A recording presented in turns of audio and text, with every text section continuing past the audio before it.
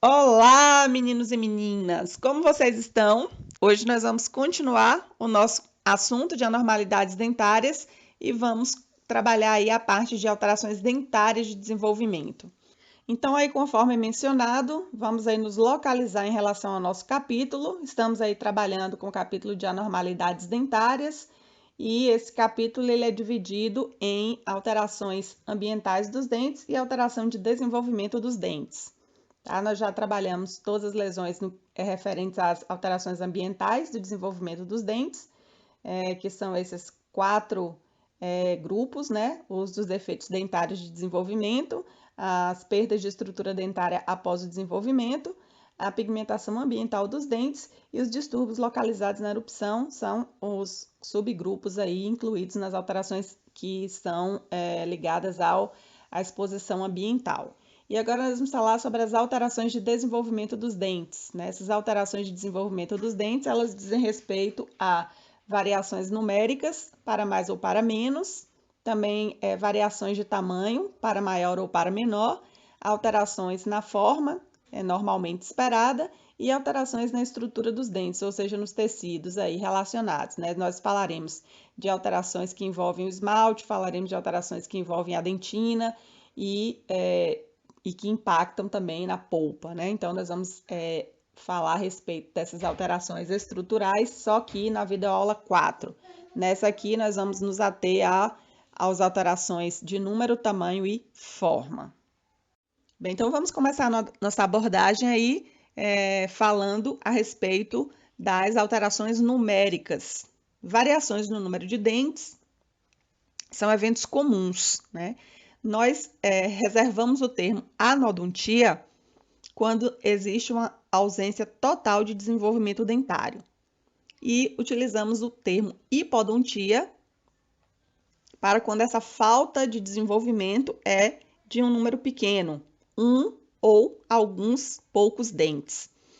Quando o número de dentes que não se formam é maior que, por exemplo, 6 dentes, aí nós falamos no termo oligodontia. Então, nós temos 3 termos aí para ausência de dentes. Se for algo bem radical, não forma nenhum dente, nós empregamos mais corretamente o termo anodontia. Se for ausência de poucos elementos dentários, um ou pouco mais que um dente, ausente, usamos o termo hipodontia. E se não se forma uma quantidade maior que 6 dentes, aí nós utilizamos o termo hiperdontia. Então, estes são os termos empregados para a ausência de formação de elementos dentários, tá? O fator genético, ele parece exercer uma forte influência no desenvolvimento dos dentes, porque nós temos numerosas síndromes hereditárias que foram associadas à formação menor de dentes, né, do que o esperado para aquela dentição específica. E também uma quantidade de síndromes relacionadas à formação maior de dentes do que o esperado para uma determinada, uma determinada dentição. Então, além das síndromes, um aumento da prevalência de hipodontia pode ser notado em pacientes não sindrômicos, mas que têm, por exemplo, má formação e que possuem fenda labial ou fenda palatina. Então, o que se sabe é que pelo menos uns 200 genes já são atualmente conhecidos e desempenham um papel aí na odontogênese. Então, um número muito grande de genes colaborando para o desenvolvimento dos elementos dentários. Então, devido à complexidade desse sistema, variações no número de dentes surgem com uma ampla variedade de padrões, tá? E, além do fator genético, nós temos o meio ambiente que também exerce influência, que são influências ocasionais, né? Sugerindo que nós não temos exclusivamente a condição genética, mas nós temos um tipo de interferência, que é um tipo de hereditoriedade multifatorial. Alguns autores acreditam que a hipodontia é uma variante normal e sugere ainda que humanos estão em um estágio intermediário da evolução dentária. Existe até uma proposta de uma dentição futura né, que seria representada por apenas um incisivo, um canino, um premolar e 2 molares por quadrante. Então, né, existem teorias que acreditam que nós estamos, na verdade, evoluindo para ter menos dentes do que o que atualmente possuímos, né? No entanto, existe uma teoria que é a mais aceita, é a de que a hipodontia seja, né, correlacionada com a ausência de uma lâmina dentária apropriada. E essa lâmina dentária, ela é uma estrutura muito sensível, né? E inclusive estímulos externos. Então, danos antes da formação do dente, eles podem resultar, sim, em uma formação menor de elementos dentários. Então, eu poderia citar trauma, infecção, radiação, presença de algum tipo de distúrbio endócrino, condições intrauterinas graves, né, que podem estar aí associadas à ausência de dentes. Então, em resumo do que foi dito, a falha na formação de dentes é uma das anomalias de desenvolvimento dentário mais comuns, né, identificadas, principalmente no que se refere aos dentes permanentes, principalmente quando a gente inclui nessa contagem aí os terceiros molares, né? Então, quando a gente inclui os terceiros molares, a conta para ausências de formação de dentes acaba se tornando uma conta bem alta, né? Quando se diz em termos de prevalência. A predominância em mulheres é maior do que em homens, né? E a condição de não formação de dentes, né? A condição de anodontia é uma condição rara, né?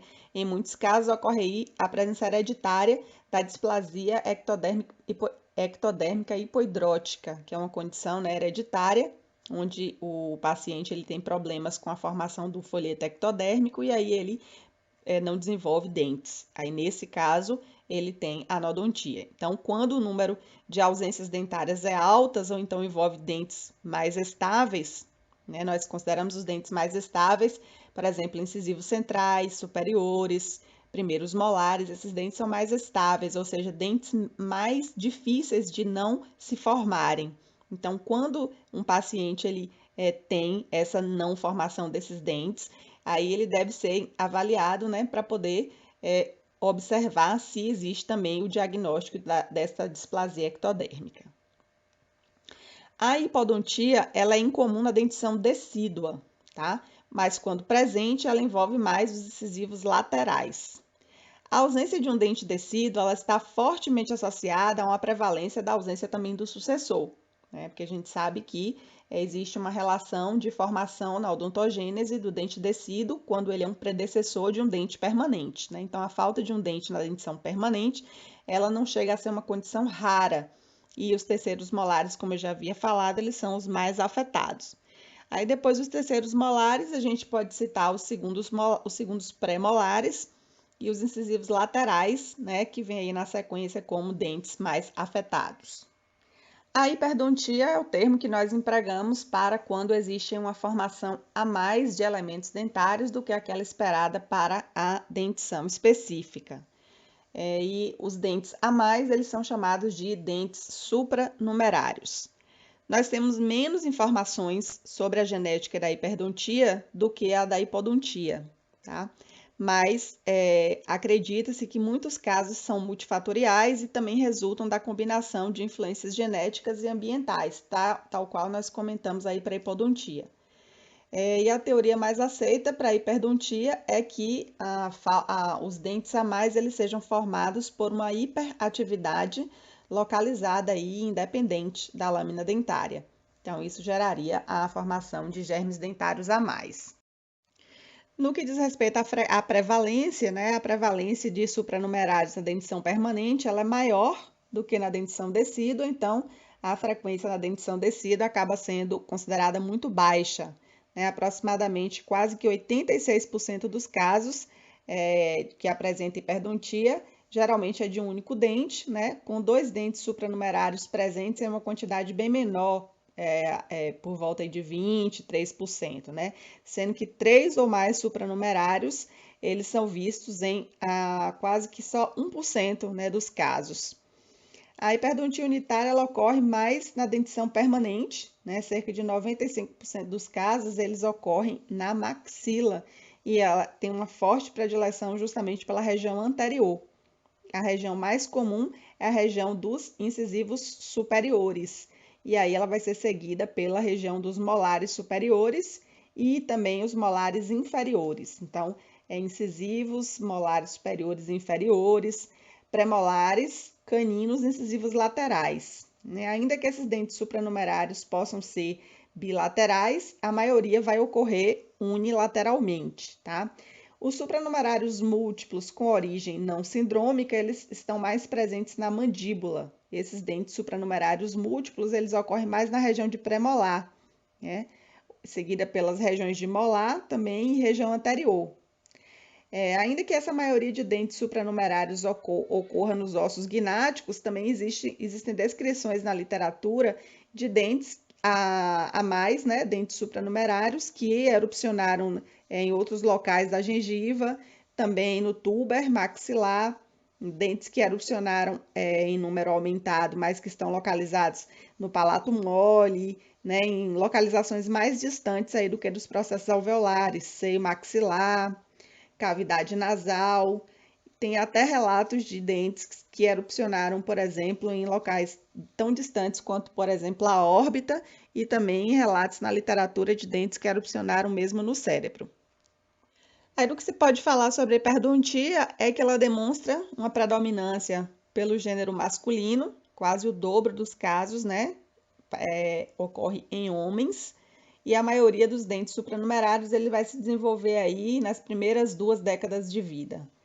Vários termos também têm sido utilizados para descrever dentes supranumerários, e aí vai depender da sua localização. Então, porque esses dentes que recebem essas denominações específicas, eles são mais frequentes. Então, aí nós temos alguns casos, né, de dentes que, pela frequência, acabaram recebendo denominações específicas, né? São supranumerários com uma denominação específica. Então, o dente supranumerário aí, localizado na região de incisivo superior, ele é chamado de mesiodente. Então, nós temos aí esse caso clínico aí do mesiodente, que é esse dentezinho conoide localizado entre os incisivos centrais, tá? E aí houve um espaço entre esses incisivos centrais e esse dente supranumerário, que é esse mesiodente, ele está aí ocupando esse espaço, tá? Existe também uma frequência de molar, tá? Então, quando ocorre esse molar, ele é o quarto, e esse quarto molar acessório é frequentemente chamado de distomolar, certo? Então, o distomolar, ele seria um supranumerário que representaria um molar após o terceiro, que seria um quarto molar, né? Um dente posterior supranumerário que está situado lingual ou vestibularmente ao molar, é chamado de paramolar. Então, esses dentes, né, o mesiodente, o distomolar, o paramolar, pela frequência, eles acabaram recebendo denominações específicas, tá? Nós podemos também fazer uma divisão dos supranumerários. Nós temos os numerários que são subdivididos em suplementares, que são aqueles dentes a mais que apresentam um tamanho e uma forma que é semelhante ao dos dentes normais da dentição. E nós temos aqueles supranumerários que são ditos rudimentares, que são aqueles dentinhos menores do que aqueles da dentição normal. Então, se o dente a mais for um incisivo, o supranumerário ele vai ser menorzinho do que o incisivo correspondente, então ele é um rudimentar. E os dentes supranumerários rudimentares também eles podem ser classificados ainda em conoides, né? Conoides são pequenos e cônicos, ou então podem ser subclassificados como tuberculados. Então, eles são em forma de barril, né? E aí, geralmente, tem mais de uma cúspide, tá? E também tem aqueles que são classificados como molariformes, ou seja, são semelhantes a premolares ou molares. Tá? Então, o mesiodente conoide, por exemplo, ele representa um dos dentes supranumerários mais comuns, e aí ele vai romper espontaneamente, enquanto que os tuberculados, eles são menos frequentes e também de erupção rara. Então, nós temos aí o nosso caso clínico, que é o do supranumerário mesiodente. Nós temos também caso clínico de supranumerários que fazem com que os dentes normais eles não caibam no arco dentário. Bem, aqui na sequência nós vamos abordar duas condições que são a transposição dental e os dentes natais. O que viria a ser uma transposição dental? A transposição dental ela ocorre quando o dente, quando irrompe, ele não ocupa a posição esperada para ele. Então, ele fica inapropriadamente posicionado. Por exemplo, aí nós temos um caso clínico em que o canino presente ele está entre os premolares. E a gente sabe que, normalmente, o canino ele fica anterior ao primeiro premolar. Então, esse padrão aí de erupção anormal é que nós chamamos de transposição dentária. E esses dentes mal posicionados, eles podem ser confundidos com dentes supranumerários. Então, é importante que a gente tenha em mente que existe, né, a possibilidade de ter havido a formação de dois caninos e um deles ser supranumerário e um deles estar incluso, ou então que formou apenas um único canino e esse canino ele sofreu uma transposição, tá? Então, os dentes mais envolvidos, né, ou mais frequentemente envolvidos na transposição são justamente os caninos superiores e os primeiros premolares, tá? E quando nós temos apinhamento ou má oclusão destes dentes, né, nós podemos recorrer a algumas técnicas para tratar, né? Técnicas de reconstrução anatômica, ou mesmo tratamento ortodôntico. Em alguns casos, pode ser indicada até a extração do dente mal posicionado, tá?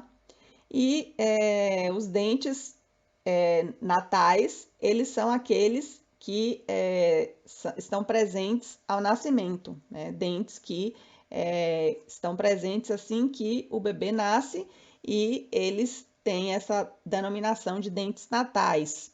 E nós temos também uma outra nomenclatura que é os dos dentes neonatais. Então, os dentes neonatais, eles é o termo que nós empregamos para aqueles dentes que não estão presentes quando o bebê, assim que o bebê nasce, mas em pouco tempo, cerca de até uns 30 dias depois do nascimento, eles erupcionam. E aí eles são assim denominados de neonatais, tá? Na verdade, essa é uma distinção artificial, né? E o que parece apropriado chamar esses dentes todos de dentes natais. Então, nós vamos abordar aí com essa terminologia de dentes natais. A maioria desses dentes são dentes descidos que estão erupcionando prematuramente e não são dentes supranumerários, certo? A maioria, tá? No entanto, existe a possibilidade de esses dentes aí serem supranumerários também. Então, é importante levar em consideração que quase 85% dos dentes natais, eles são incisivos inferiores, ou seja, fazem parte da dentição decídua, e 11% são incisivos superiores, sendo que apenas 4% representam dentes posteriores, tá? Então, essas são as condições aí relativas à presença de dentes a mais ou a menos, que são as alterações de número, tá? Mas nós temos também esta posição aí alterada, que pode, muitas vezes, ser um motivo para que a gente acredite ser uma alteração numérica, mas é apenas uma alteração posicional. Que nós vamos abordar alguns aspectos, né, referentes ao tratamento e ao prognóstico dessas condições aí que envolvem alterações no número de dentes, né? Essas sequelas que estão associadas à formação menor de dentes, que é a hipodontia, elas incluem tanto alterações do espaço entre os dentes, também retardo na formação dentária, retardo na esfoliação de dentes descidos e erupção tardia dos dentes permanentes, bem como dimensão alterada das regiões gnáticas associadas. Então, a ausência de formação de dentes, ela pode ter um impacto significativo aí em relação à posição dos dentes que erupcionaram e também a quantidade de osso aí na localização, já que nós sabemos que nós temos porções de osso que só se desenvolvem se o dente se formar. Então, esse impacto, às vezes, ele é um impacto que vai gerar uma condição relativamente trabalhosa para poder recompor, né? Então, nem sempre vai haver necessidade de tratar, né? Quando se trata da ausência, por exemplo, de um único dente. E a restauração protética ela pode ser geralmente necessária quando existem múltiplos dentes aí ausentes. E aí nós temos uma condição mais complexa. Né? Então, as opções de tratamento elas vão desde próteses fixas, né, tradicionais, que são aquelas presas a grampos, ou então estruturas que nós chamamos pontes em resina, ou mesmo aqueles que não vão interferir com os dentes vizinhos, que é a instalação de implantes ósseo-integrados, e aí com a associação de coroas protéticas.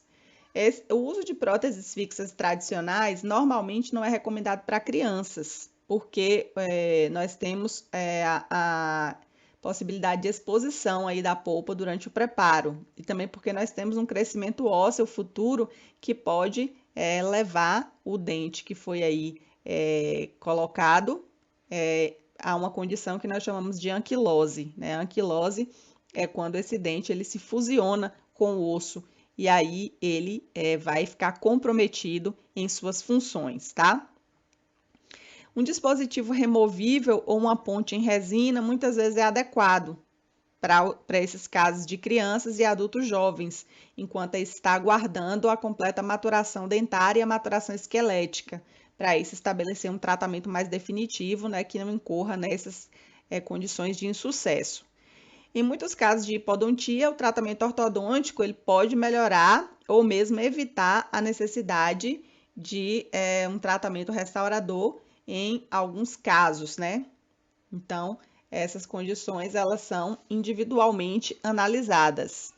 Os dentes supranumerários eles podem desenvolver-se muito depois da erupção da dentição permanente. Então, muitas vezes essas condições elas não acontecem logo, né? E aí a gente já sabe que o paciente ele vai ter supranumerário, porque o paciente ele pode estar lá com sua dentição estável já, e aí, de repente, surgem supranumerários, tá? Então, o mais importante é que a gente consiga fazer um diagnóstico e um tratamento mais precoce possível, porque isso vai ser crucial para minimizar futuros problemas estéticos e até mesmo funcionais desses dentes aí adjacentes, que são os dentes que fazem de fato, que compõem de fato essa dentição, né? Então, pelo fato de um número pequeno dos dentes supranumerários eles não apresentarem, né, complicações clínicas, nós temos que uma rotina de tratamento indicada é a remoção desses dentes acessórios. E essa remoção ela deve ser feita o mais cedo possível, de preferência, né, se o quanto antes o dente surgir, ainda na dentição mista, certo? E essas complicações criadas por supranumerários, principalmente anteriores, elas tendem a ser mais significativas do que aquelas que se associam aos dentes extras em regiões posteriores. O que é que pode acontecer se o tratamento ele for protelado, né? Então, qual a consequência do tratamento tardio? Então, como consequência, a gente pode ter erupção retardada de algum dente normal da dentição, possibilidade de reabsorção de dentes adjacentes, ocasionamento de deslocamento dentário, com consequente apinhamento associado, né?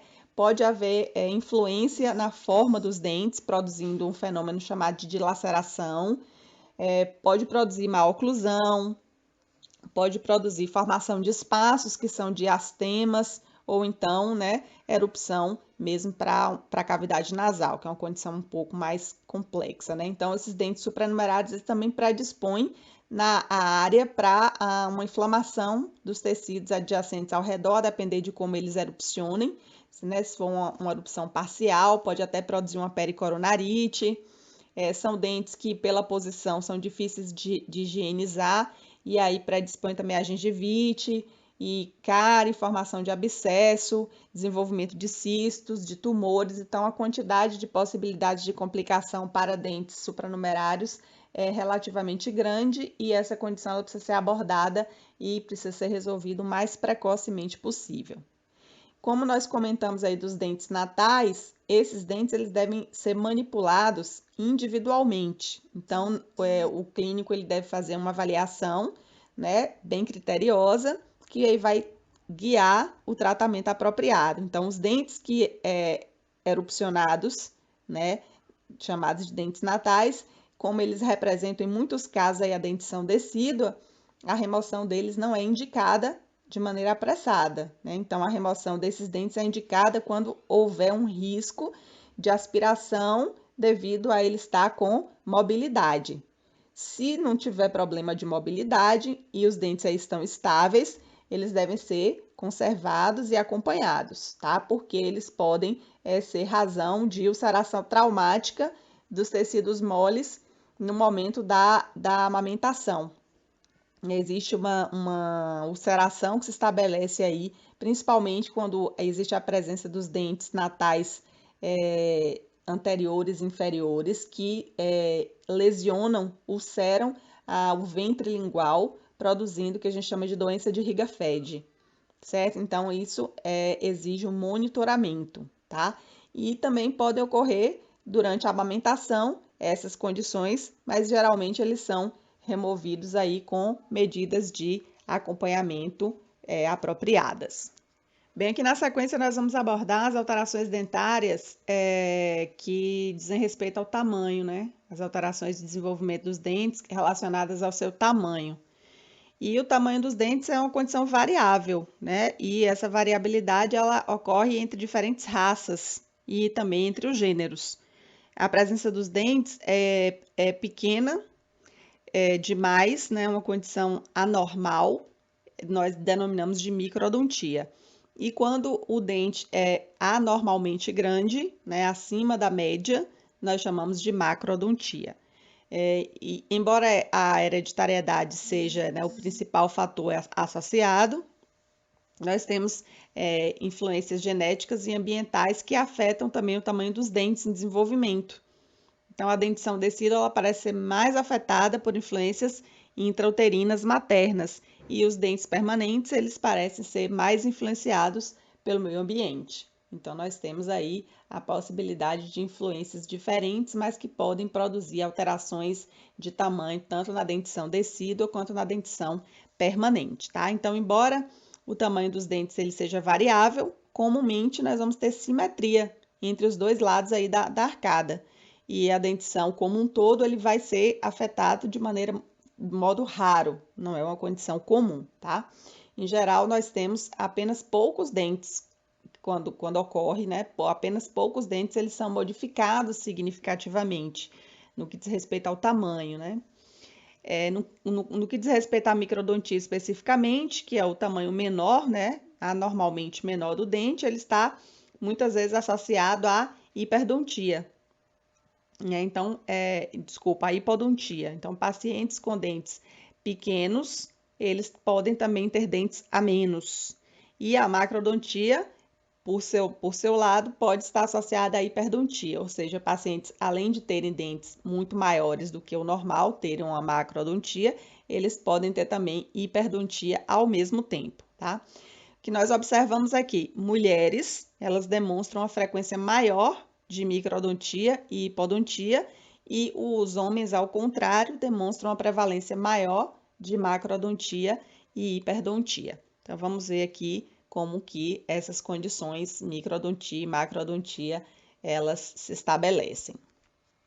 Então, vamos começar aí abordando a microdontia. Esse termo, ele deve ser usado apenas quando os dentes forem basicamente menores que o comum.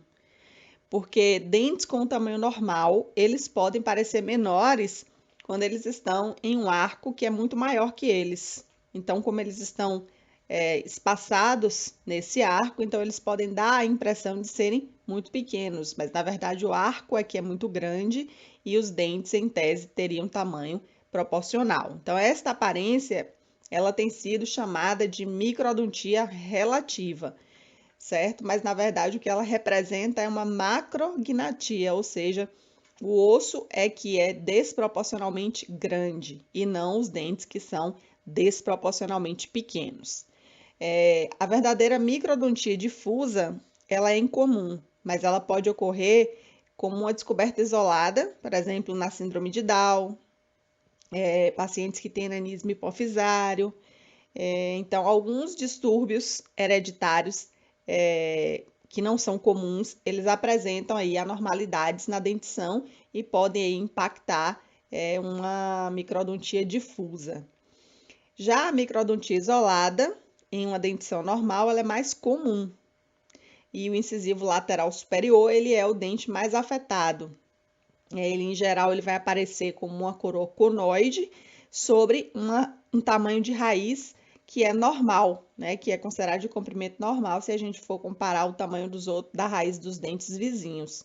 Então, esse dente, esse incisivo lateral conoide, ele apresenta como sendo o caso mais comum, né, de microdontia isolada. E essa alteração ela parece ser uma condição genética, né? Uma condição dominante do tipo autossômica e que leva, portanto, a esta ocorrência desse dente alterado com um tamanho para menos do que aquele que deveria ser se a gente comparar com os dentes, né, dos arcos, né? Essa microdontia isolada, ela geralmente também afeta os terceiros molares, que não é também comum. É curioso também que os incisivos laterais superiores e os terceiros molares, eles estão entre os dentes que têm a maior frequência de ausência congênita. Então, eles são os dentes que mais apresentam microdontia, mas também são os dentes que mais estão ausentes congenitamente. Aqui na sequência vamos abordar a macrodontia, tá? Então, esse termo macrodontia, ele vai dever, no caso, ser usado apenas quando os dentes eles são fisicamente maiores que o normal. E aí a gente também não deve incluir, nesse caso, dentes que tenham dimensão da coroa normal, porém se apinham, ou seja, não cabem na arcada e ficam junto com outros ocupando um espaço que é insuficiente para a disposição correta deles. E o termo macrodontia também não deve ser usado quando a gente quiser descrever dentes que tenham sido alterados por condições que nós vamos ver um pouco mais para frente, que são fusão ou geminação. Tá? A fusão e a geminação a gente vai ver um pouco para frente, são condições clínicas distintas da macrodontia.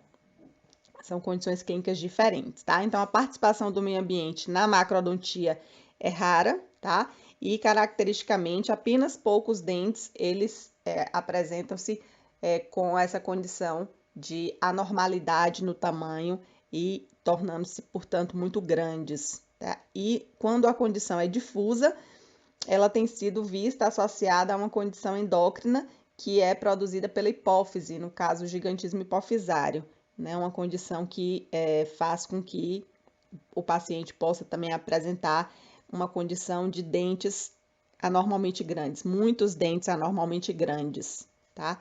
E outra condição seria, por exemplo, o hiperinsulinismo. Então, essa condição de excesso de secreção do hormônio insulina também pode ocasionar condições de macrodontias difusas. E a macrodontia com erupção unilateral, ela não é rara também numa condição que é a hiperplasia hemifacial. Então, pacientes que tenham um crescimento incomum e patológico de um dos lados da face, um crescimento aumentado de um dos lados da face, que a gente chama de hiperplasia hemifacial, eles podem também concomitantemente apresentar nesse lado macrodontias, tá? Então, a macrodontia isolada, ela ocorre mais nos incisivos, seguido dos caninos, e pode ser observada também em segundos pré-molares e terceiros molares. Nessa situação isolada, essa alteração acontece mais frequentemente de modo bilateral. Então, condições isoladas, elas são mais comuns bilateralmente. Como que nós vamos tratar, né? Então, qual o tratamento que a gente deve dispensar? Então, o tratamento pode não ser necessário, a menos que o paciente deseje, né, por questões estéticas.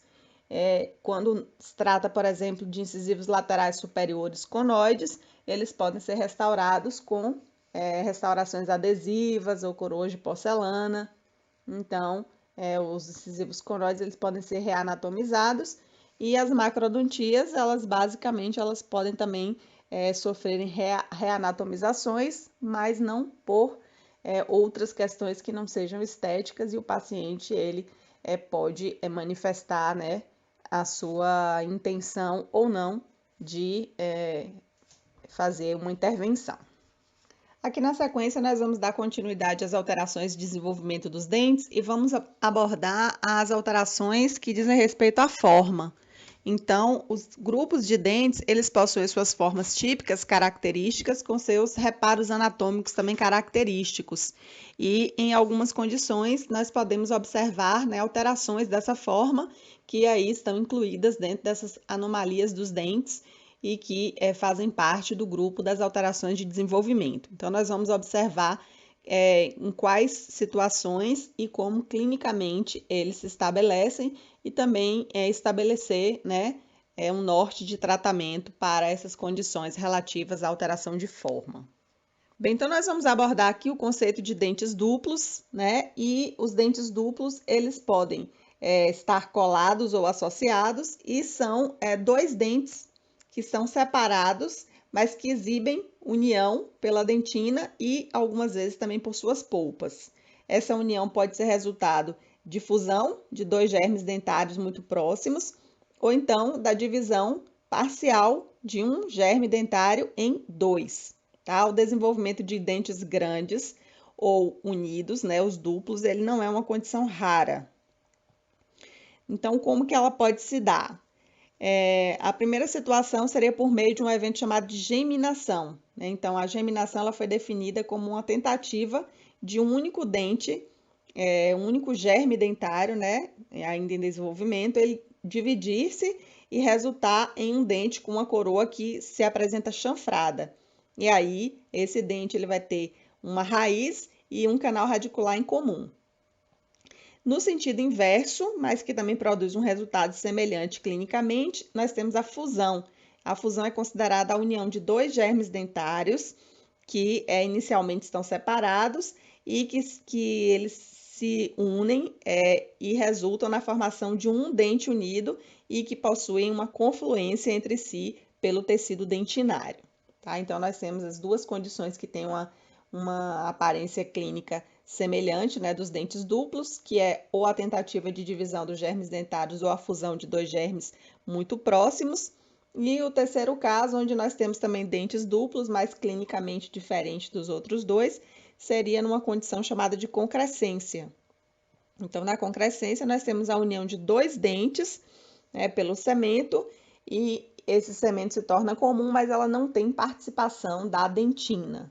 Essa concrescência ela pode acontecer no processo de formação, mas ela também pode acontecer depois que os dentes já estão formados, né, como resultante de uma condição inflamatória radicular, e que a gente vai ver um pouco mais para frente, que quando esses tecidos eles vão se formar em dois dentes muito próximos, eles podem se formar e produzirem, né, uma fusão desses dois dentes adjacentes, e por isso a dentina ela não participa do processo, ela não conflui para produzir a concrescência. Então, resumindo esse processo, a geminação ela é definida como um único dente aumentado ou unido, no caso duplo, onde a gente tem uma contagem dentária normal. E esse dente anômalo, ele vai ser considerado como um apenas, tá? Então, ele tentou se dividir, entretanto, a divisão ela não foi bem sucedida, então ela ficou pela metade do caminho, gerando um dente duplo, muito grande, mas que continua com a contagem de um elemento dentário, porque ele não conseguiu completar o processo para dar origem a dois. No caso da fusão, nós temos um aumento de um único dente, ou um dente unido que é duplo, onde a gente tem uma contagem dentária que no final vai revelar a falta de um dente, né? Porque o dente anômalo ele vai ser contado como um só. Então, nós vamos ter o que deveriam ser dois dentes, se fusionaram, gerou um só, e no final a contagem dentária ela acaba reduzindo em um o número total de dentes. Então, embora a gente, olhando a unidade dentária em si, nós não consigamos realizar uma distinção entre a geminação e a fusão, mas quando nós levamos em consideração a contagem total de dentes, aí nós conseguimos determinar se esse evento é um ou outro. Já a concrescência, ele não tem semelhança com esses dois, com geminação e com fusão, e esse processo acontece na raiz, porque é um processo em que nós temos união de dois dentes adjacentes apenas pelo cemento.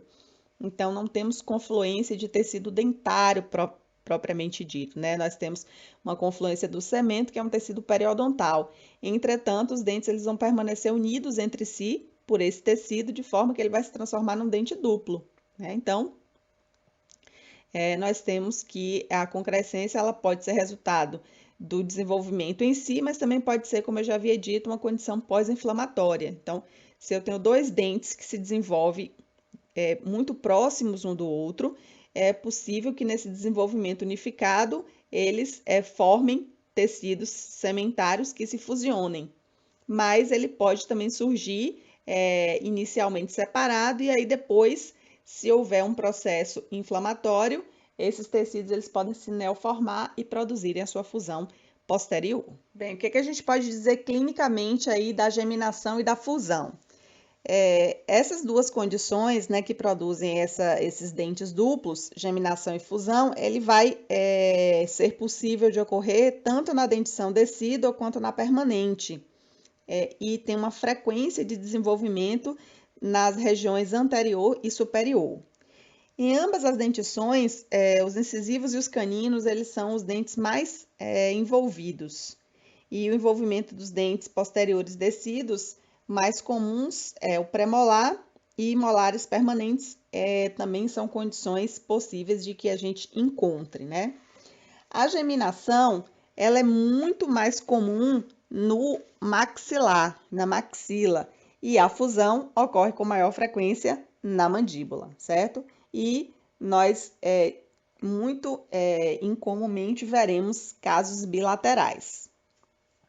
A geminação e a fusão vão se apresentar, como eu já mencionei anteriormente, de modo semelhante, mas podem ser diferenciados pela determinação do número de dentes. Então, nós temos alguns autores que sugerem que a geminação apresenta um único canal radicular e canais separados estão presentes na fusão.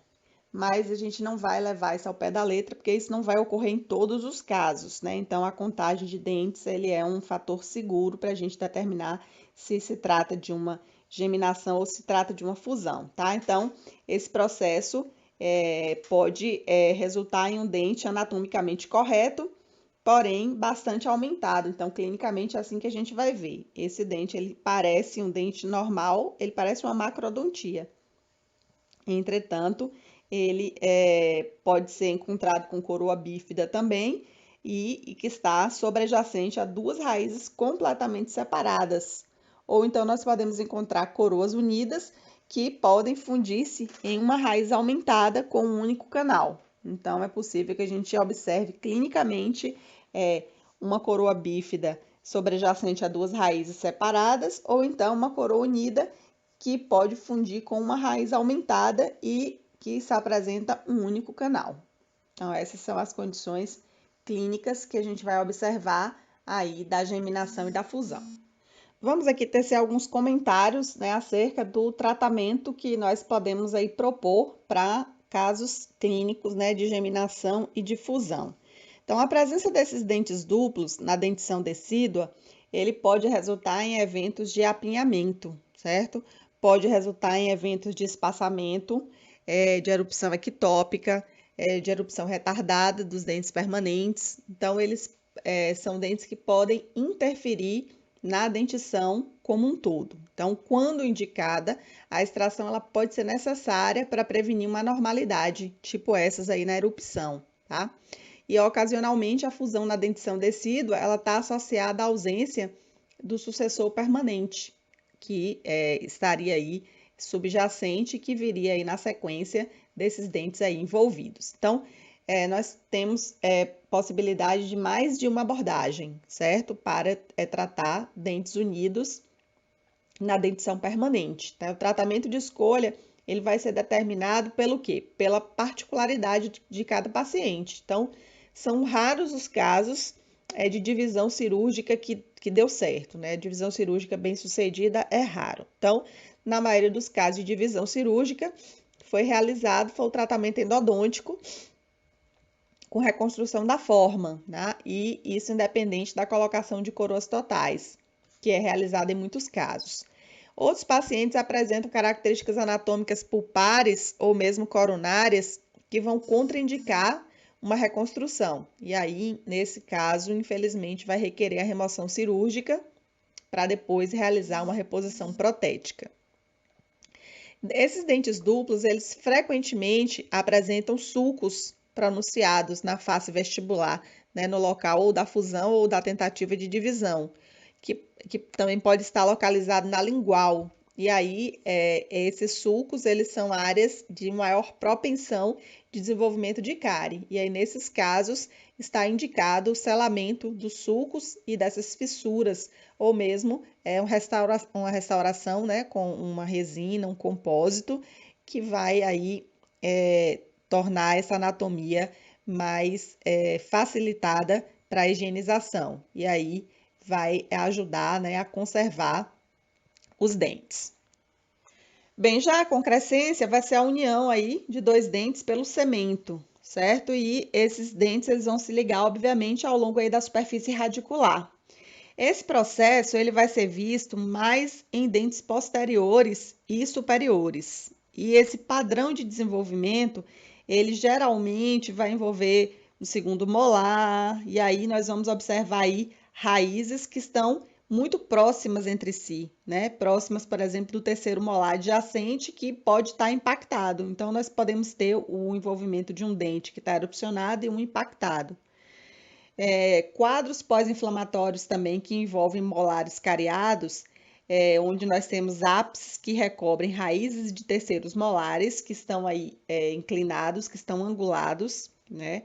Ou distalizado, ou com a angulação horizontalizada, eles também podem produzir essa condição aí de concrescência. Então, este quadro posterior, ele é visto com mais frequência, portanto, em dente cariado, que exibe uma extensa perda coronária. E essa grande exposição pulpar, ela vai resultar em uma possibilidade de drenagem pulpar. E aí, quando ocorre essa drenagem pulpar, nós vamos observar que lá na região do periápice, nós vamos ter uma resolução da lesão intraóssea, possibilitando, portanto, a formação de cemento que vai fusionar os dois dentes próximos entre si. Então, quando a reparação ocorre, né, do cemento, nós vamos observar, portanto, o fusionamento, a formação da concrescência. Bem, no que diz respeito ao tratamento, né, pacientes que têm concrescência, eles geralmente não necessitam de serem tratados, né, a menos que uma união interfira na erupção, por exemplo. Aí, nesse caso, nós temos a remoção cirúrgica, que está aí justificada. Essa concrescência pós-inflamatória, ela deve ser observada sempre que houver um planejamento de uma extração de dentes desvitalizados, que tem um ápice que encobre raiz de dentes adjacentes, porque pode ocorrer situação de extração em que não se faz o diagnóstico logo de concrescência. Imagina-se que os dois dentes estão separados, isolados, e aí se planeja uma técnica cirúrgica para fazer a remoção. Entretanto, no momento de fazer a luxação do dente, não se consegue porque os dois dentes estão ligados entre si, e aí às vezes o cirurgião dentista ele fica ali sem conseguir compreender por que ele não está conseguindo realizar o movimento correto. Então, a separação cirúrgica das raízes geralmente vai ser necessária para poder completar esse procedimento sem que haja uma perda significativa da porção de osso circundante, porque é possível que nessa região aí, principalmente nessa região de túber, onde o osso ele é mais poroso, que ocorra a vinda dos dois dentes que estão fusionados pelo cemento, né? Então, isso vai produzir uma perda de osso significativo, desnecessário se já tivesse sido feito o diagnóstico da concrescência previamente. Bem, vamos continuar aqui falando da alteração de forma, né? Agora nós vamos falar em relação à morfologia que nós observamos de cúspides dos dentes, né? A morfologia das cúspides, ela mostra variações menores entre diferentes populações, mas nós temos 3 modelos diferentes que vamos comentar aqui, né? Que são as cúspides de Carabelli, também chamado de tubérculo de Carabelli, o segundo caso, que são as cúspides em garra, e o terceiro caso, que é o dente evaginado, né? Os 3 aí apresentados clinicamente. o tubérculo de Carabelli, a cúspide em garra e o dente evaginado. Vamos falar a respeito dessas três condições aí, que são três modelos diferentes de morfologias de cúspides, tá? Então, quando uma cúspide acessória ela vai estar presente, geralmente o outro dente permanente ele vai apresentar um ligeiro aumento do seu tamanho, tá? Então, vamos ver como que vai se processar aí a condição da cúspide de Carabelli. Bem, a cúspide de Carabelli ela é uma cúspide acessória que está localizada na superfície palatina, posicionada de forma a ser encontrada na face lingual, deslocada para mesial, então ela fica palatinamente posicionada na cúspide mesiolingual, que é vista em dentes molares superiores, em molar superior. Essa cúspide, ela pode ser vista nos dentes descidos, mas pode ser vista e nos permanentes, tá? E ela varia de uma cúspide que pode ser bem definida, ou ela pode ser basicamente uma fóssula ou uma fissura pequena recortada. Então, quando ela está presente, a cúspide ela é mais pronunciada no primeiro molar e é menos volumosa nos segundos e nos terceiros molares. Quando uma cúspide de Carabelli está presente, esses dentes permanentes, eles muitas vezes são maiores no sentido mesiodistal do que o normal, tá? E eventualmente uma cúspide acessória análoga, ela pode ser observada na cúspide mesiovestibular dos molares inferiores descidos, mas também nos permanentes. E aí, quando ela está presente, ela é denominada de protoestílide. Então, essa aí é a condição de variação na cúspide, que é a cúspide de Carabelli ou tubérculo de Carabelli. Uma outra variação é a cúspide em garra, certo? Uma cúspide em garra, ela é uma cúspide a mais, uma cúspide adicional e que é bem delimitada e que vai se localizar justamente na superfície lingual de dentes anteriores, né? E que se estende pelo menos até a metade da distância do que seria a junção cemento-esmalte para incisal. Então, ela vem de cemento esmalte ali da região do colo do dente na direção da margem incisal. Essa cúspide em garra, ela representa o que a gente chama de continuação ou extensão da estrutura que fica aí nessa região lingual, que é o cíngulo. Então, o cíngulo normal, quando ele se estende, né, ele se transforma nessa cúspide em garra. Então, esse cíngulo aumentado, ele é uma condição, ou uma pequena cúspide acessória, ou finalmente a formação completa da cúspide em garra. Então, nós podemos encontrar essas três condições: um cíngulo aumentado, uma pequena cúspide acessória, ou então o estabelecimento literal da cúspide em garra, tá? 3/4, mais ou menos, de todas as cúspides em garras relatadas, elas são localizadas em dentes permanentes, certo? Essas cúspides, elas ocorrem predominantemente em incisivos laterais superiores permanentes e incisivos centrais seguidos aí dos laterais, né? Mas tem sido também com menor frequência relatada em incisivos inferiores e algumas vezes até em caninos superiores. A ocorrência na dentição descida é raríssima, né? E a maioria dos casos, quando se estabelece, é nos incisivos centrais superiores. Em quase todos esses casos aí, essa cúspide acessória, ela se projeta da superfície lingual do dente afetado e aí vai formar um aspecto que lembra um tridente, né? Então, nós dizemos que ela tem um aspecto que lembra a garra de uma águia, tá? Então, nós vamos observar clinicamente um profundo sulco se desenvolvendo, que pode estar presente onde a cúspide se funde com a superfície subjacente aí do dente afetado. A maioria das cúspides engarra, mas não todas. Elas têm extensão pulpar. Então, nós temos a possibilidade, na maioria dos casos, de não só estar envolvido tecido duro, mas o tecido pulpar também está associado, né?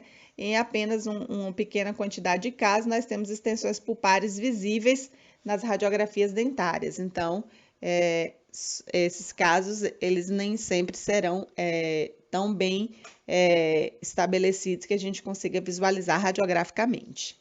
Já o dente evaginado, ele se trata de uma elevação que vai ser semelhante a uma cúspide de esmalte e vai estar localizado bem na região do sulco central, que a gente chama de crista lingual dessa cúspide vestibular, de pré-molares ou também de molares, tá? Apesar desse quadro de cúspide acessória ele já ter sido relatado em molares, esse dente evaginado ele ocorre caracteristicamente em pré-molares, sendo comumente uma condição que se estabelece de maneira bilateral e vai demonstrar uma marcada predominância justamente pela arcada inferior. Os molares descidos, eles são raramente afetados, é muito incomum, né, um molar descido encontrar nele uma cúspide a mais nessa região central aí, ele se caracterizar como um dente evaginado, né? E essa cúspide acessória, ela vai consistir em esmalte e dentina, e também a polpa, que pode estar presente aí em 50% dos casos de dente evaginado. Então, aí nós temos clinicamente a imagem, né, dessa estrutura centralizada, né, localizada justamente na região central desse molar que está aí apresentado. O que a gente observa é que essas cúspides acessórias, elas geralmente causam muita interferência oclusal e aí está associado com muito problema clínico, né? Então a gente vai observar desgaste, fratura, né? Patologias da polpa e uma quantidade significativa desses pacientes que possuem essa condição aí de cúspides acessórias.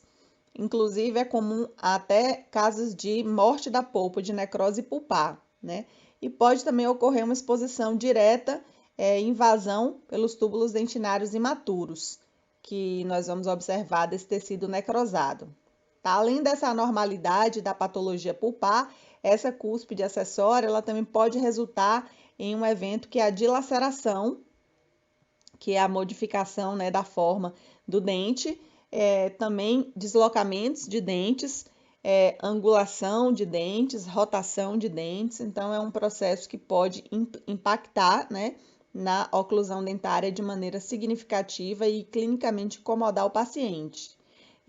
Frequentemente, esse dente evaginado, ele também pode ser visto em associação com uma outra variação da anatomia coronária, que são os incisivos em forma de pá, que nós vamos ver aqui na frente. Bem, esses incisivos aí em forma de pá são alterações morfológicas que nós observamos em dentes em dentes atingidos que vão exibir o quê? Essas margens laterais aí proeminentes, que são a estrutura das cristas marginais. Então, nós vamos observar na superfície lingual um aspecto de concavidade, que vai lembrar, inclusive, a parte côncava de uma pá. Então, nós temos cristas marginais espessadas, essas cristas vão convergir para a região do cíngulo. E aí não vai ser incomum nós visualizarmos presença de fossetas profundas, fissuras, ou mesmo um dente invaginado aí nessa junção. Então, esses incisivos que estão mais envolvidos são os laterais superiores e os centrais superiores. Então, são os mais afetados. Os superiores, né, inicialmente os laterais, depois os centrais, e também nós podemos ter os incisivos inferiores também envolvidos dentro dessa condição aí, mas esse relato dos inferiores é em bem menor frequência.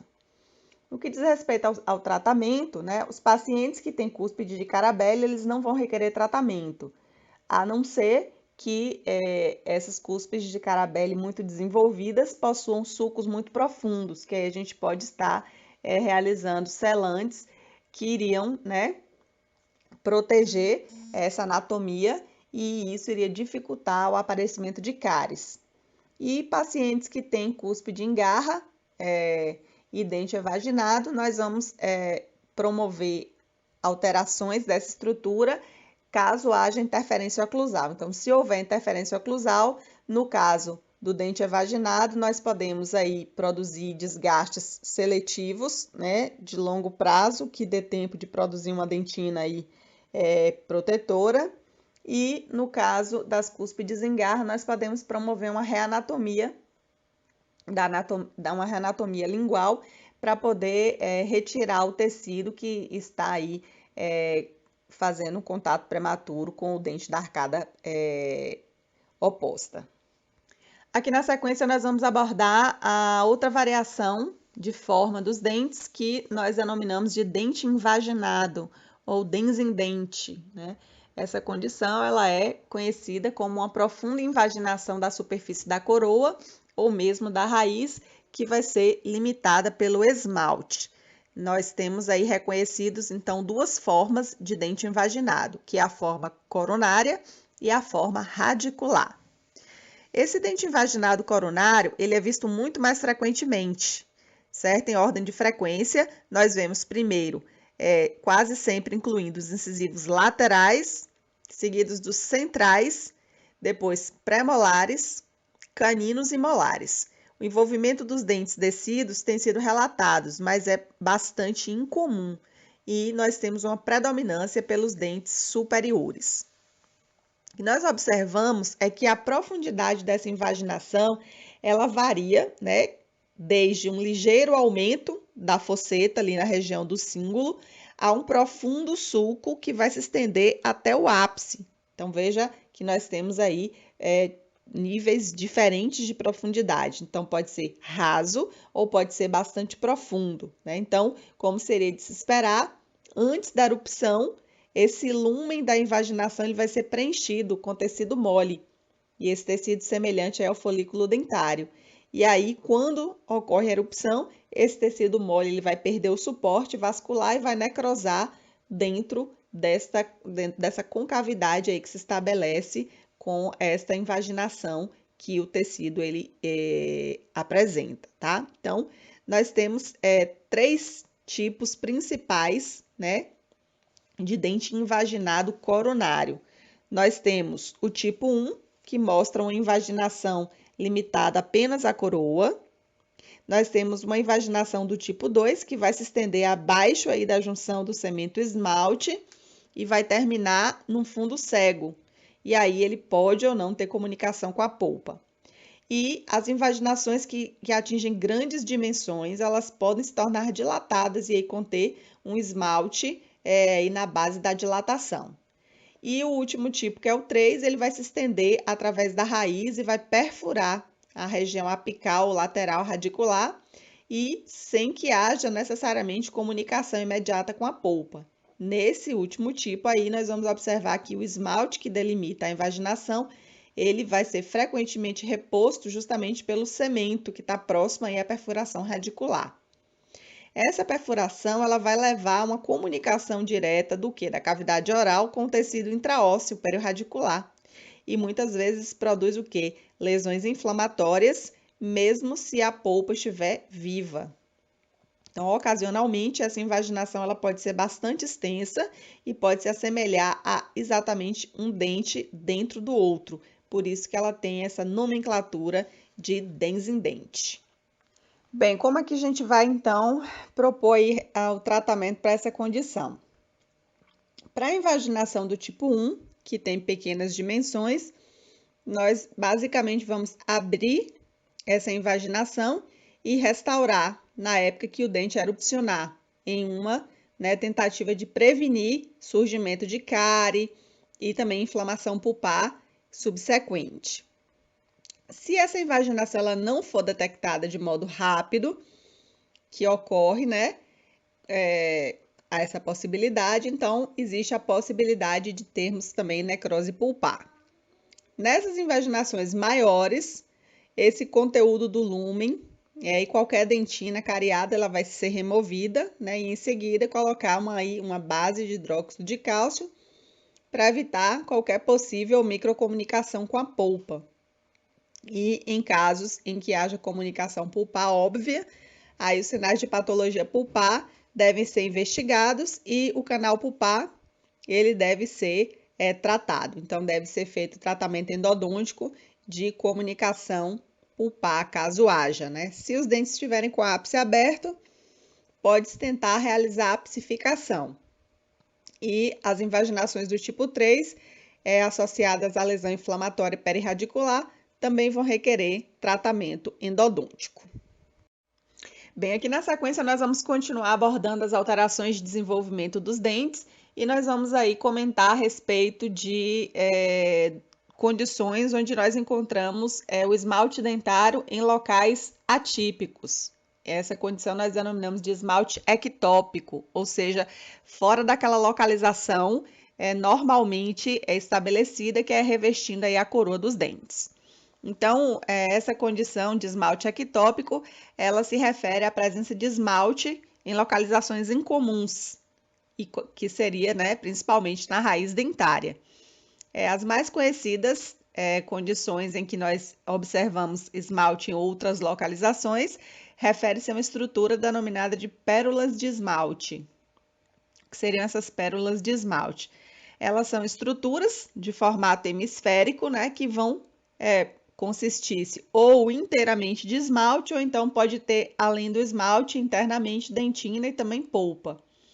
Essas estruturas, a maioria delas se projeta aí da superfície da raiz e nós acreditamos que o seu surgimento ele se deva a uma projeção localizada aí da camada odontoblástica, e aí essa saliência vai propiciar um contato entre a bainha radicular de Hertwig e a dentina em desenvolvimento, e aí isso desencadearia a indução da formação do esmalte. Então, além dessas pérolas de esmalte, que são as mais comuns formas de esmalte ectópico, nós temos também condições chamadas de extensões cervicais de esmalte. Essas extensões cervicais de esmalte também ocorrem ao longo da superfície das raízes. Também é uma forma de nós encontrarmos esmalte se estendendo para a superfície radicular. Elas apresentam uma condição como se fosse um mergulho do esmalte, que vai se estender aí da junção cemento-esmalte e vai se encaminhar justamente para a bifurcação do dente. Geralmente o dente envolvido é um molar, tá? Esse padrão de esmalte ectópico, ele vai formar uma extensão com formato triangular do esmalte coronário, que vai se desenvolver na superfície vestibular do esmalte dentário, na superfície vestibular dos molares, que vai cobrir diretamente a região da bifurcação, certo? Essa base do triângulo, ela contínua com a porção inferior do esmalte coronário, e o vértice desse triângulo vai se estender diretamente na região da bifurcação do dente, tá? Essas áreas de esmalte ectópico, elas são chamadas de projeções cervicais de esmalte, mas essa terminologia é bem confusa, porque não são vistas projeções esofíticas significativas. Então, vamos aqui abordar as características delas. Primeiro, as das pérolas de esmalte, né? Elas são encontradas mais nas raízes dos molares superiores, tá? Elas raramente ocorrem nos premolares superiores ou mesmo em incisivos. Então, o envolvimento de molares descidos, ele também não é raro, né? Na maioria dos casos, ela é encontrada apenas uma única pérola, mas já teve relatos de até 4 pérolas de esmalte em um único dente. Então, o comum é ter mas uma raridade foi um relato de um caso de um dente que teve até 4 pérolas de esmalte, tá? A maioria vai ocorrer na região de furca das raízes ou então próxima da junção amelocementária. Quando nós observamos radiograficamente, essas pérolas elas aparecem como nódulos bem definidos e radiopacos ao longo da superfície radicular.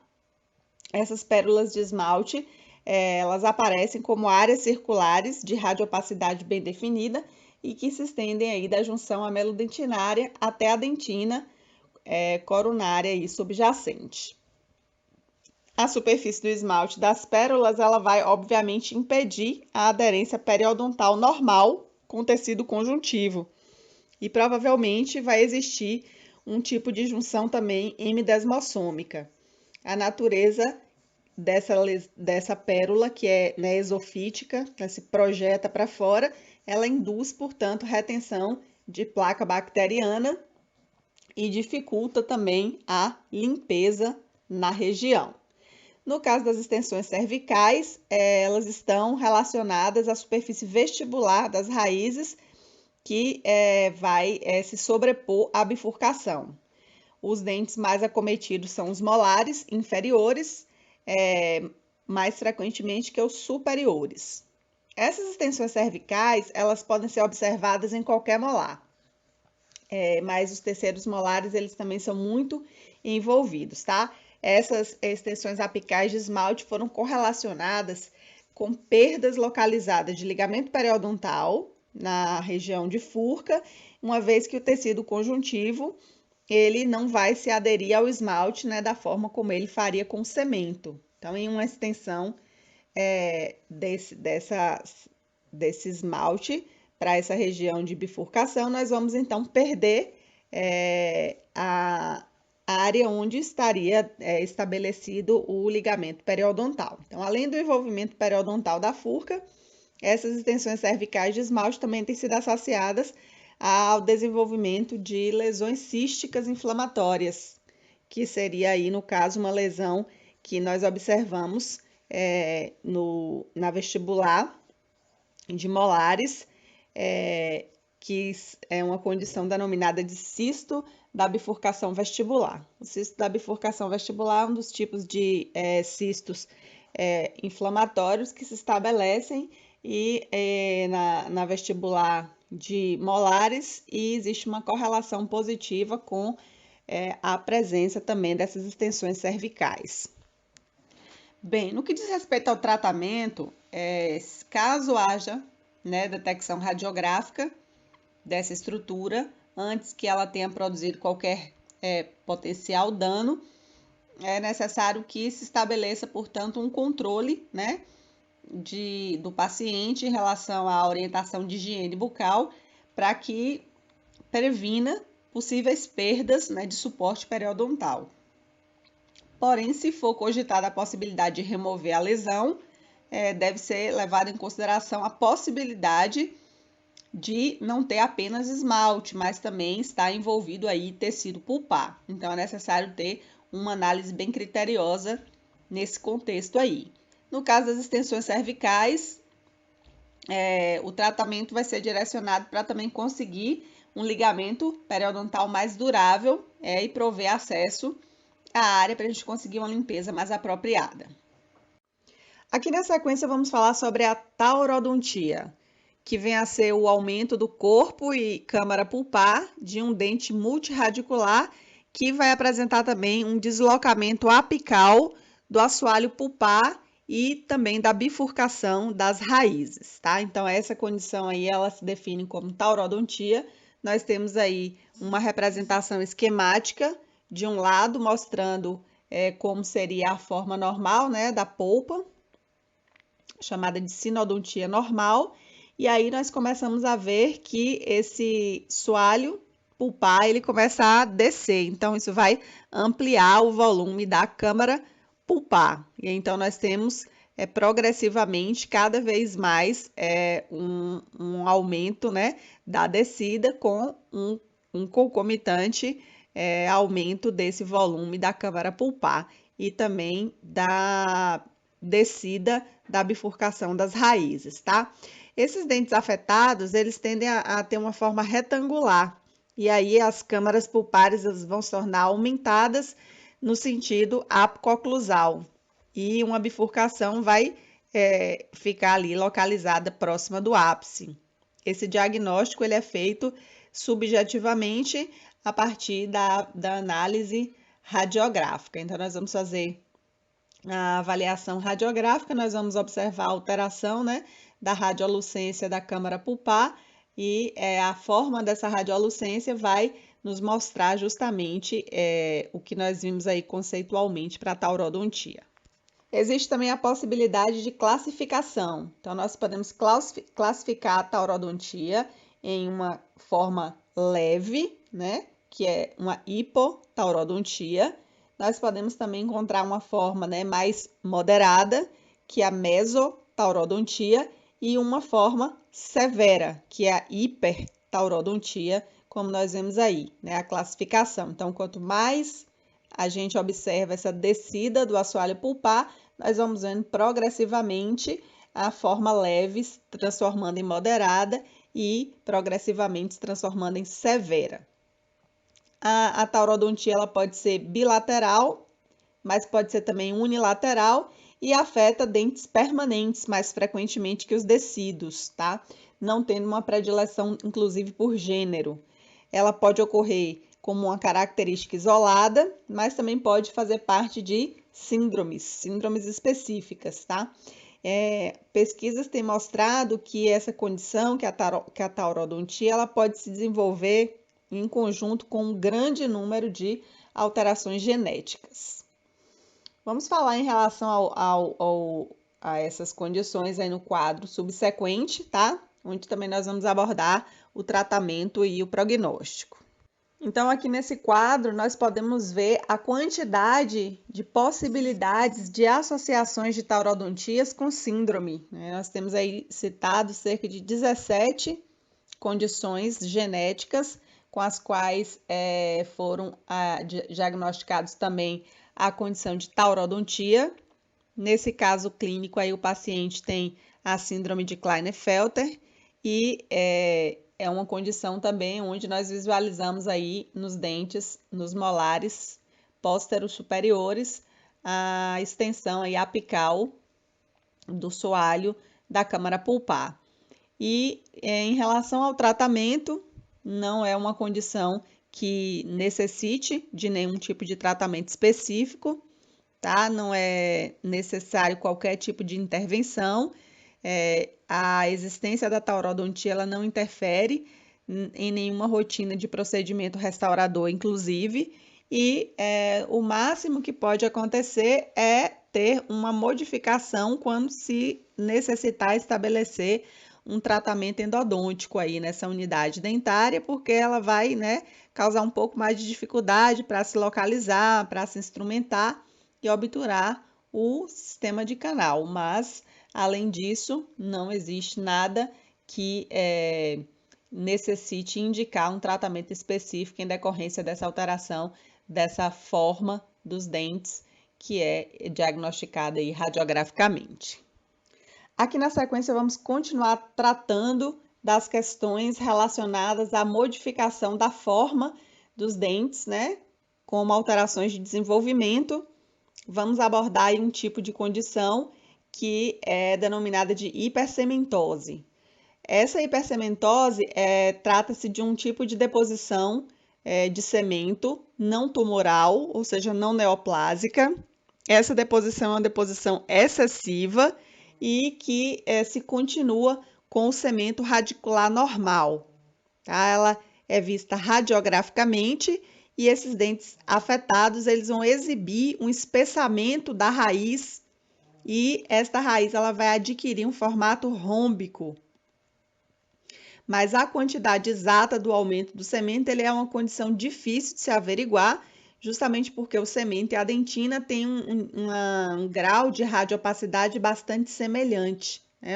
A mineralização da dentina e do cemento é próxima entre si, o que faz com que o nível de radiopacidade dos dois tecidos se assemelhe e isso vai, então, dificultar, portanto, esta averiguação da quantidade de cemento que foi produzida a mais, especificamente, né? Essa raiz aumentada, ela vai ser circundada por um espaço radiolúcido, correspondente, então, ao ligamento periodontal, e também vai ter uma lâmina dura que vai estar intacta. Então, nós vamos ter um aumento, né, da espessura do cemento, que é o que a gente chama de hipercementose, um aumento não neoplásico, e nós vamos ter preservado o espaço periodontal e também o osso alveolar, que é a lâmina dura. Ocasionalmente, pode acontecer um alargamento, né, significativo, que pode sugerir a possibilidade de uma condição tumoral chamada de cementoblastoma, tá? Mas não é o que a gente está discutindo aqui, que nós estamos discutindo a hipercementose, certo? Porque o cementoblastoma, ele tem características de dor associada de expansão cortical e uma condição que nós não vamos observar na hipersementose, certo? Essa hipersementose ela pode ser encontrada tanto isoladamente, mas ela pode ser uma condição também encontrada envolvendo dentes múltiplos.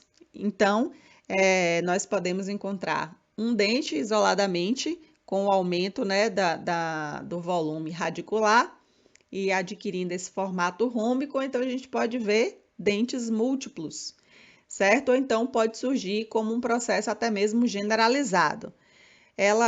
A hipersementose ela vai ocorrer predominantemente em adultos e uma tendência que a gente observa é que o aumento dela se associa também com o aumento da idade. E isso muito provavelmente vai ser devido aí a uma exposição de fatores cumulativos ao longo do tempo. Tem uma ocorrência relatada em pacientes jovens também, né, mas muitos desses casos vai estar associada a um agrupamento familiar. Então, nós temos até uma sugestão nesses casos de um envolvimento hereditário quando nós temos pacientes mais jovens que desenvolvem a hipersementose, tá? Muitos autores, inclusive, têm relatado hipersementose significativa em pacientes com doenças de Paget, né? E esse distúrbio ele deveria ser considerado sempre que fosse descoberta certa hipersementose generalizada em um paciente mais jovem, porque é uma condição mais comum em pacientes de mais idade. Então, quando pacientes mais jovens eles são, né, diagnosticados com hipersementose, esse seria um paciente que deveria ser investigado para a doença de Paget. Obviamente que nós não vamos indicar um histopatológico para hipersementose, mas caso fosse feito, nós iríamos observar que a periferia da raiz iria exibir uma deposição de uma excessiva quantidade de cemento sobre a camada original de cemento, que seria o cemento primário. A gente consideraria o cemento primário o cemento aí normal, e a hipersementose, esse cemento secundário que se depositaria de maneira excessiva sobre o original, certo? Esse cemento excessivo, ele pode ser hipocelular ou também pode exibir uma quantidade de cemento celularizado, certo? E nesse caso aí, quando ele é um cemento mais celularizado, ele vai ter uma característica que vai lembrar o tecido ósseo, o que faz com que a gente denomine esse cemento celularizado de osteocemento, tá? Então, geralmente, essa substância é depositada em camadas concêntricas. Então, o cemento ele vai sendo depositado concentricamente e pode acontecer de sua deposição ocorrer sobre toda a raiz ou então apenas na região apical, ser limitada ali à região apical. No microscópio óptico, nós conseguimos fazer a distinção entre a dentina e o cemento. Mesmo que seja difícil, mas é possível. Mas existe uma forma de facilitar essa distinção entre os dois tecidos, que é utilizando o filtro de luz polarizada. Aí nós conseguimos com mais facilidade discernir esses dois tecidos. O tratamento que nós devemos, né, dispensar a hipersementose, ele não é um tratamento que seja em decorrência da condição de hipersementose. Então, essa deposição excessiva de cemento, ela não vai ocasionar nenhum problema funcional e nem estético, né, no paciente. Então, não teria necessidade de indicar um tratamento para a hipersementose em si, tá?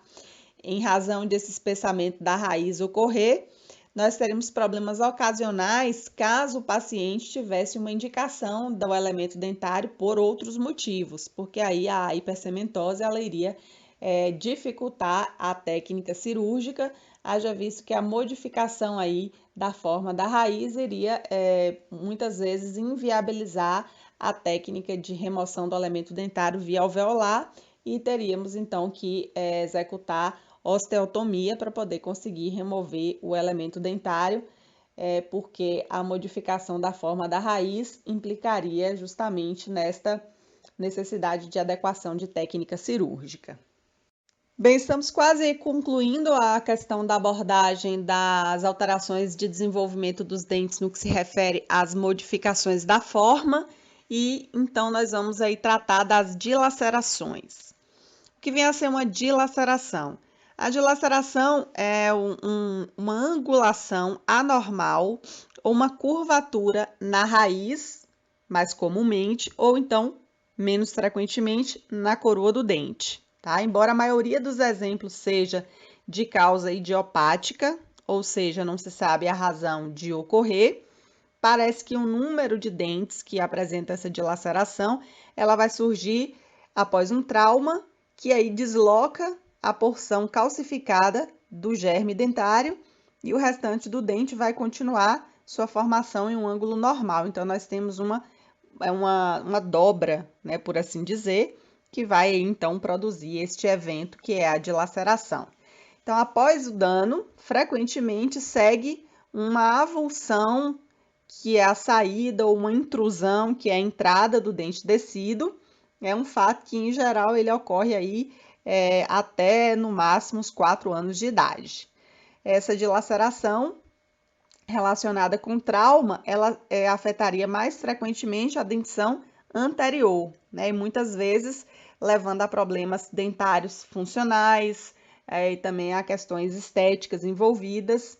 E nós temos uma frequência menor de curvatura, desenvolvendo secundariamente a presença de um cisto, por exemplo, ou então um tumor, que seria também um motivo, mas bem menos frequentemente, né?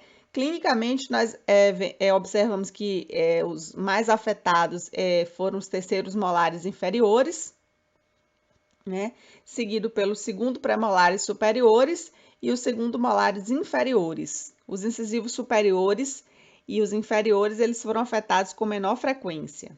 Então, essa condição aí, ela é uma condição que afeta os incisivos superiores, principalmente no que diz respeito a trauma, e no que diz respeito à raiz, como nós comentamos agora, nós observamos mais frequentemente em terceiros molares. Eventualmente ocorre também o envolvimento de dentes descidos, e alguns eles têm sido associados a trauma anterior, secundário, por exemplo, a condições neonatais, intubação, né, condições assim relacionadas com problemas que houveram aí em período bem precoce do processo de formação, né, do indivíduo. Essa angulação anormal, ela pode estar presente em qualquer região aí ao longo do comprimento do dente, né?